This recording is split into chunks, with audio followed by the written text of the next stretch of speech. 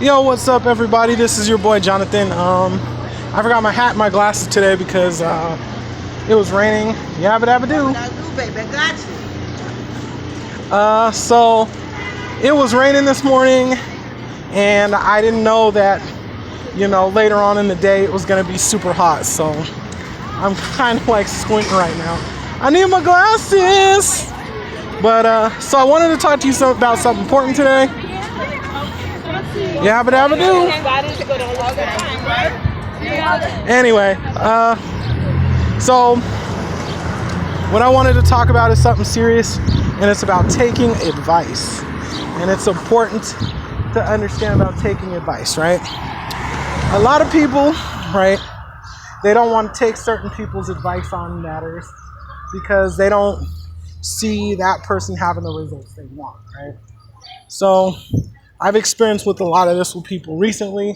It's like, oh, you can't give advice because you're not getting laid every night. And you can't give advice because even though you're in a relationship, you're not married and you've never been married.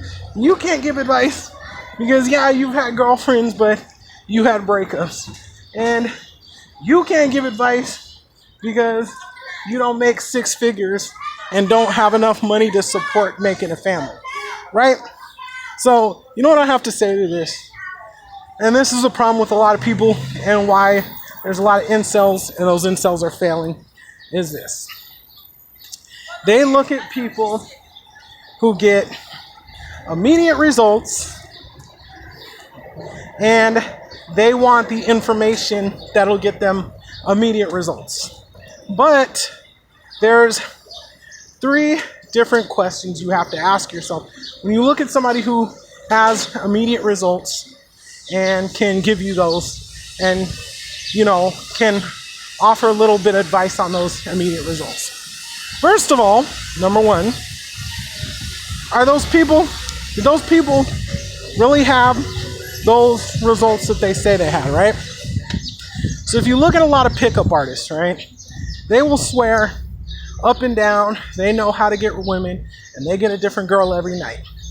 And yet, why is there so many articles on the internet showing that these people have lied about their videos, have hired models, they found contracts from dating companies that actually are for hired models? Like they did this whole video on Justin Wayne and put a wire on one of his so-called girlfriends, and they found out she was hired model. So it's like, why would you listen to that?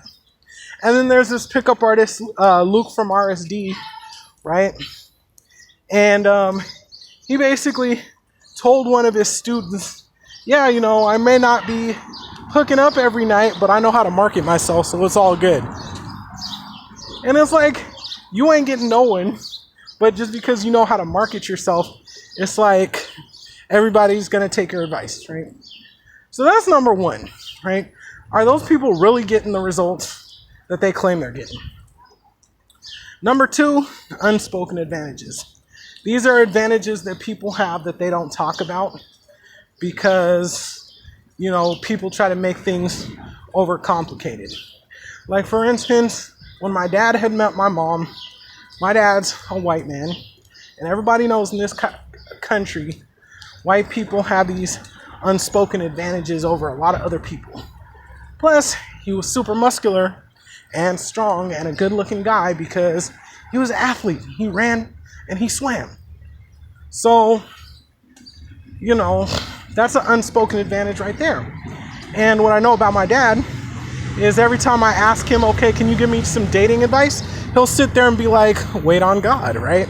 A lot of people would look at my father and say, oh, my father's been married almost 40 years, so he would know, some tips and tricks and techniques on how to find a girlfriend. And then when you go and ask him, it's like, wait on God, right? Because what was the saving grace for him is his skin color and the fact that he was an athlete when he was younger, right? And that's a perfect example, right? Another perfect example of this is different times and different cultures, right? When my dad was growing up, women were more pushed by society to get married and start a family. So his first girlfriend ended up being his wife, ended up being my mom. And that's it. It's a done deal. And why? Because the culture was like that. You find a man, you go out with a while, and then you get married. So boom, he got married, right? The culture isn't like that anymore. Girls will go out for you for a minute, but be waiting for a new guy to come along and then dump you on the side of the road. And sometimes you don't even get that far.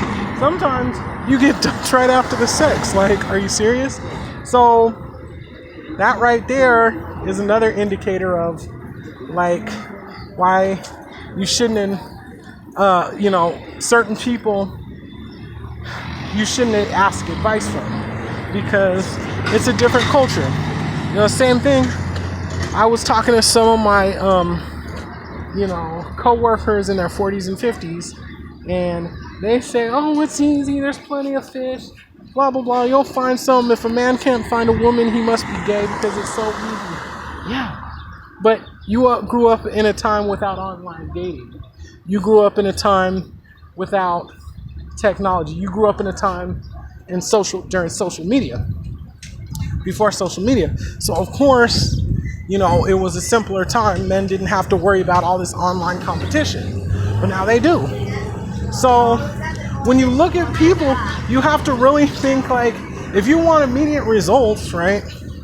And you go chase after people who it seems like they can give you immediate results, you have to really look at it. Like, do they really have those immediate results?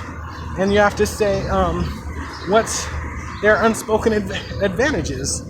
And you have to say, like, what circumstances and cultural backgrounds are they coming from? And then if you answer all those questions, you can make a clear decision of who can give you help. Whose advice to take. And another thing, like what I learned, is everybody knows something, right?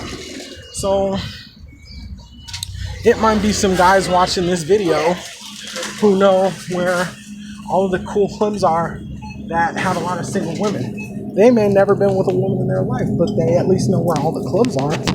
Or it's people watching this video who may know where a bunch of singles events are that I've never been to. Or there's people here that may not have any experience, but they are good at starting conversations. Or people that, maybe only have, only have had short-term relationships, but at least they know how to get in the door for a short-term relationship. So you have to kind of look at people and see what type of value they can bring to the table, and not just whether or not they have,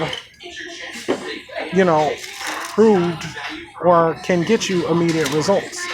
Like, you have to look at it strategically. What can they bring to the table, and not whether or not they can give you immediate results. So that's my blog for now.